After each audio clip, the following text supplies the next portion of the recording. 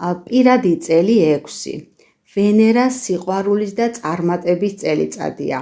პოზიტიურ ფსიქოემოციურ მდგომარეობაში შესაძლებელია ყველა ოცნების და სურვილის ახდენა, იოცნებეთ მასშტაბურად. ამ წელს საჭიროა მეტი სიყვარულის გამოვლენა საკუთარი თავის მიმართ. განავითარეთ შემოქმედებითი უნარები, შექმენით სურვილების დაფა, კარგი წელიწადია ქორწინების გასაფორმებლად. თუ ადამიანი არის პლუსში, შესაძლებელია სიყვარულის პოვნა, დიდი ალბათობა მიაღწიოს წარმატებას და გაჩნდეს ახალი შესაძლებლობები. ნეგატიურ ფსიქოემოციურ მდგომარეობაში დიდია შანსი გამოვლინდეს ქრონიკული დაავადებები.